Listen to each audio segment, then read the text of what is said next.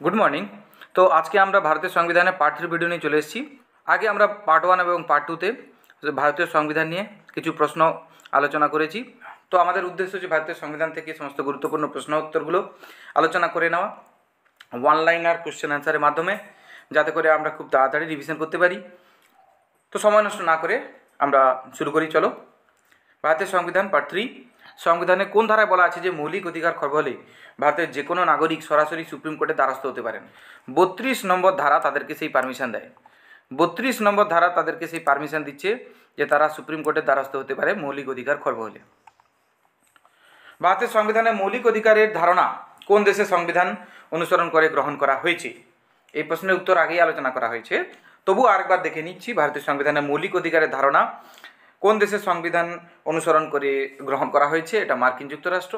তাহলে মৌলিক অধিকার সংক্রান্ত ধারণাগুলো নেওয়া হয়েছে মার্কিন যুক্তরাষ্ট্রের সংবিধান থেকে। পরের প্রশ্ন, সংবিধানের মৌলিক অধিকারের ধারাগুলি সম্পর্কে বর্ণনা করা হয়েছে কোন আর্টিকেলগুলোতে? কোন ধারাগুলোতে সংবিধানের মৌলিক অধিকার নিয়ে আলোচনা করা হয়েছে? একদম 12 নম্বর থেকে শুরু করে 35 নম্বর আর্টিকেল পর্যন্ত, 12 নম্বর ধারা থেকে 35 নম্বর ধারা পর্যন্ত সংবিধানের মৌলিক অধিকারগুলো নিয়ে আলোচনা করা হয়েছে। পরের প্রশ্ন, ভারতের সংবিধানে মৌলিক অধিকারের মূল উদ্দেশ্য কি? মৌলিক অধিকার কী কারণে তৈরি করা হয়েছে? মৌলিক অধিকার তৈরি করা হয়েছে ভারতের নাগরিকদের ব্যক্তিত্বের বিকাশ ঘটানোর জন্য, পার্সোনালিটি ডেভেলপমেন্ট, আর ব্যক্তি স্বাধীনতা রক্ষা করা। পরের প্রশ্ন, ভারতীয় নাগরিকত্ব আইন পাস হয় কবে? ভারতীয় নাগরিকত্ব আইন পাস হয় 1955 সালে। ভারতীয় সংসদে ভারতীয় নাগরিকত্ব আইন পাস হয় 1955 সালে। তাহলে এই নাগরিকত্ব আইন পাস হয় কোথায়? সংসদে। সংসদ কথার অর্থ কি? পার্লামেন্ট। পার্লামেন্ট কয় ভাগে বিভক্ত? দুভাগে। কি কি? রাজ্যসভা এবং লোকসভা। রাজ্যসভা কি? না উচ্চকক্ষ। লোকসভা কি? নিম্নকক্ষ। পরের প্রশ্ন, কততম সংবিধান সংশোধনীর মাধ্যমে সম্পত্তির অধিকারকে মৌলিক অধিকারের অংশ থেকে বাদ দেওয়া হয়েছে? কততম সংবিধান সংশোধনের মাধ্যমে সম্পত্তির অধিকারকে মৌলিক অধিকার অংশ থেকে বাতিল, ক্যান্সেল?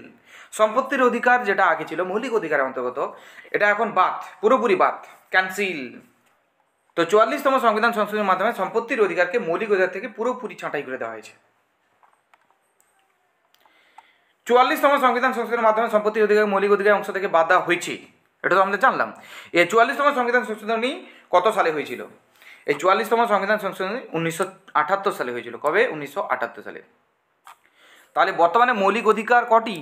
তাহলে ওই সম্পত্তির অধিকারকে বাদ দেওয়ার পর বর্তমানে মৌলিক অধিকার কটি রয়েছে? 6টি। কটি? 6টি। কয়টি? 6টি। কি কি? সাম্যের অধিকার, স্বাধীনতার অধিকার, শোষণের বিরুদ্ধে অধিকার, ধর্মীয় স্বাধীনতার অধিকার, সংস্কৃতি ও শিক্ষাগত অধিকার, সাংবিধানিক প্রতিবিধানের অধিকার। পরের প্রশ্ন, সংবিধানের কোন মৌলিক অধিকারকে ডক্টর বি.আর. আম্বেদকর সংবিধানের হৃদয় বা আত্মারূপে বর্ণনা করেছেন? সাংবিধানিক প্রতিবিধানের অধিকার।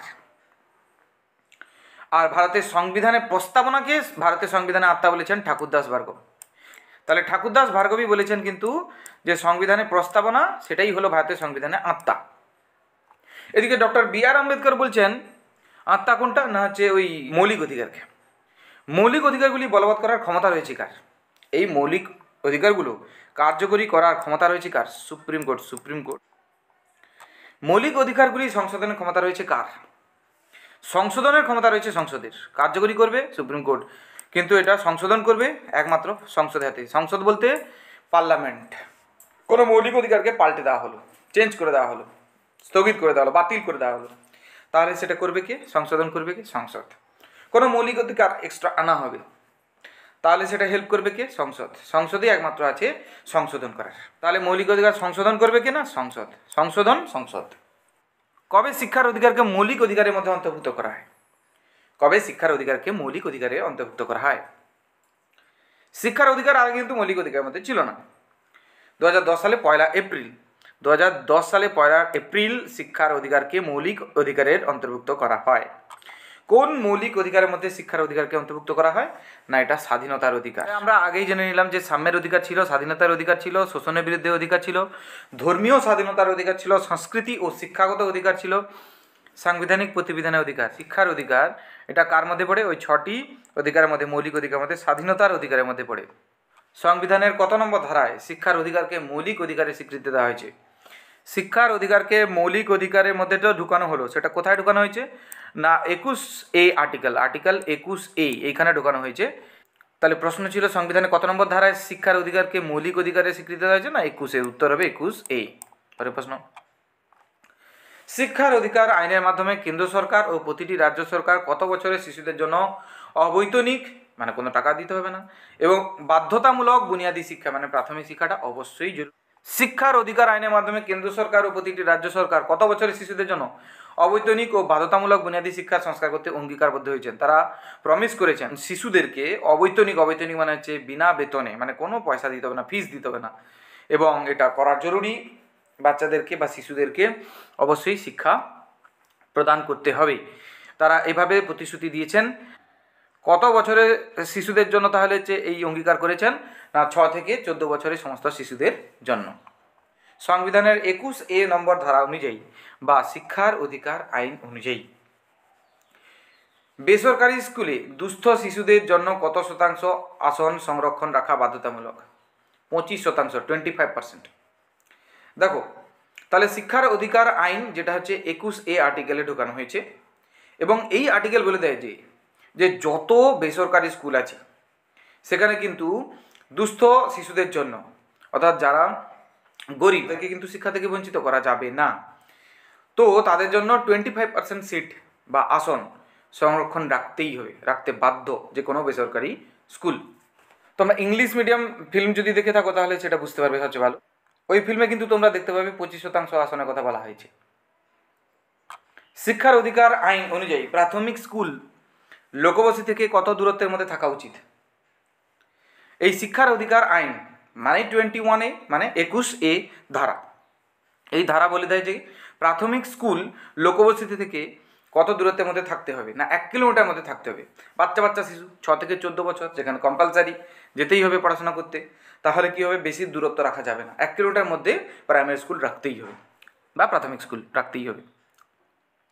সংবিধানের কত নম্বর ধারায় যে কোনো ধরনের অস্পৃশ্যতাকে অসাংবিধানিক বলে ঘোষণা করা হয়েছে? অর্থাৎ আগে যেটা নিচু জাতি, অস্পৃশ্য এইসব আমাদের সমাজে ছিল, ভারতীয় সমাজে, কিন্তু সেই অস্পৃশ্যতাকে সংবিধান কি বলেছে? না এটা সম্পূর্ণ অসাংবিধানিক বলে ঘোষণা করেছে।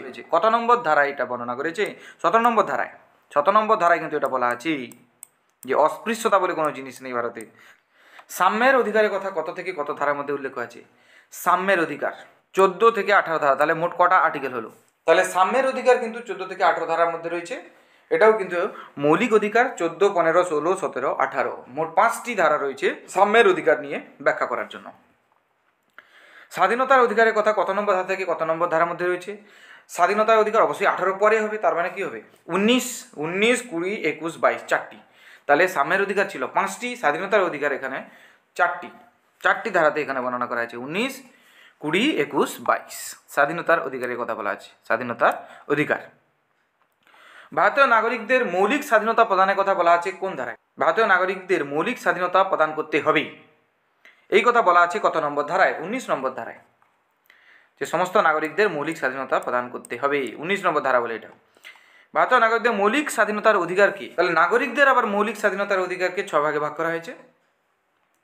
এক হচ্ছে বাক স্বাধীনতা ও মত প্রকাশের অধিকার, শান্তিপূর্ণ ও নিরস্ত্রভাবে সমবেত হওয়ার অধিকার, সংগঠন অথবা সংঘ গঠনের অধিকার, অবাধে ভারতীয় ভূখণ্ডে চলাফেরা করার অধিকার, ভারতীয় ভূখণ্ডের যে কোনো অংশে বসবাস করার অধিকার, যে কোনো বৃত্তি উপজীবিকা ব্যবসা বাণিজ্যের অধিকার। দেখো বাক স্বাধীনতা বলতে যে সবারই কিন্তু কথা বলার অধিকার রয়েছে, যাদের নিজস্ব মতামত প্রকাশ করার অধিকার রয়েছে। কেউ যদি কোথাও মিটিং করবে বলে তাহলে অবশ্যই শান্তিপূর্ণভাবে মিটিং করতে পারে যে কোনো জায়গায় এবং নিরস্ত্রভাবে। অবশ্যই মিটিং করার সময় কোনো অস্ত্র রাখতে পারবে না। সংগঠন অথবা সংঘ গঠনের অধিকার, যে কোনো ক্লাব অর্গানাইজেশন তারা তৈরি করতে পারে। অবাধে ভারতীয় ভূখণ্ডে চলাফেরা করতে পারে, অর্থাৎ ভারতের যে কোনো জায়গায় তারা ঘোরাঘুরি করতে পারে, যে কোনো জায়গায় যেতে পারে, কোথাও কোনো বাধা নেই। ভারতের ভূখণ্ডের যে কোনো অংশে বসবাস করার অধিকার রয়েছে। যে কোনো বৃত্তি উপজীবিকা ব্যবসা বাণিজ্যের অধিকার, অর্থাৎ যে কেউ যে কোনো বৃত্তি ধারণ করতে পারে, যে কোনো কাজ, যে কোনো ব্যবসা, যে কোনো বাণিজ্য করার অধিকার রয়েছে। মূল সংবিধানে সম্পত্তি অর্জন, ভোগ এবং হস্তান্তরের অধিকার মৌলিক স্বাধীনতার অধিকার হিসেবে স্বীকৃতি লাভ করেছিল। তাহলে সম্পত্তি অর্জন, ভোগ করা, হস্তান্তর করা এগুলো মৌলিক অধিকারের আওতায় ছিল। কিন্তু 1978 সালে সংবিধান সংশোধনীর মাধ্যমে এটিকে মৌলিক স্বাধীনতার অধিকারের অংশ থেকে বাদ দিয়ে দেওয়া হয়েছে। সম্পত্তি অর্জন, ভোগ এবং হস্তান্তরের অধিকারকে কী করা হয়েছে? বিধিবদ্ধ আইনের অন্তর্ভুক্ত করে দেওয়া হয়েছে। এই যে সংবিধান সংশোধনী হলো এবং সম্পত্তি অর্জন ভোগ হস্তান্তরকে বিধিবদ্ধ আইনে অন্তর্ভুক্ত করা হলো মৌলিক স্বাধীনতার অধিকার থেকে বাদ দিয়ে। এটা 44তম সংবিধান সংশোধনের মাধ্যমে হয়েছিল। কততম? 44তম। এখন যদি প্রশ্ন করে যে 44তম সংবিধান সংশোধনী কত সালে হয়েছিল? 1978 সালে। পরের প্রশ্ন, শোষণের বিরুদ্ধে অধিকারের কথা কোন ধারাগুলোতে বর্ণিত হয়েছে? শোষণের বিরুদ্ধে অধিকার। তাহলে মৌলিক অধিকারগুলো মোট 6টি ছিল। তার মধ্যে আমরা জানলাম সাম্যের অধিকার কত? সাম্যের অধিকার 14 থেকে 18। স্বাধীনতার অধিকার 19 থেকে 22। শোষণের বিরুদ্ধে অধিকারের কথা কোন ধারাগুলোতে বর্ণিত হয়েছে? না 23 নম্বর ধারা এবং 24 নম্বর ধারা। 23 নম্বর আর্টিকেল এবং 24 নম্বর আর্টিকেল। তাহলে 22-এর পরে 23-24 এই দুটো আর্টিকেল বলে শোষণের বিরুদ্ধে অধিকারের কথা। শোষণের বিরুদ্ধে অধিকার বলতে কি বোঝানো হয়েছে? বিনা পারিশ্রমিকে কাউকে সন্ধানে বাধ্য করা, অর্থাৎ তোকে কোনো টাকা পয়সা দেবো না, কিন্তু তুই কাজ কর, তুই কাজ করতে আমি বাধ্য করাচ্ছি, সেটাকে বলা হচ্ছে শোষণের বিরুদ্ধে অধিকার। এই অধিকারে কেউ খর্ব করলে সরাসরি সুপ্রিম কোর্ট বা হাইকোর্টের অধীনস্থ হতে পারবে যে কোনো ভারতীয় নাগরিক। কি কি শোষণ হয় দেখো, শিশু বা মহিলা পাচার বা এই জাতীয় মানব সম্পদ কেনাবেচার পদ্ধতি এগুলো বন্ধ, এগুলোকে শোষণ বলছে। খনি কারখানা কিংবা অন্য কোনো বিপজ্জনক কাজে 14 বছরের কম বয়সী শিশু শ্রমিক নিয়োগ, এটাকে শোষণ বলা হচ্ছে। এই জাতীয় বিভিন্ন ধরনের শোষণ থেকে মুক্ত জীবনযাপনের অধিকারকে শোষণের বিরুদ্ধে অধিকার বলা হচ্ছে। এই অধিকার খর্ব হলে আমরা সরাসরি সুপ্রিম কোর্ট বা হাইকোর্টের দ্বারস্থ হতে পারি।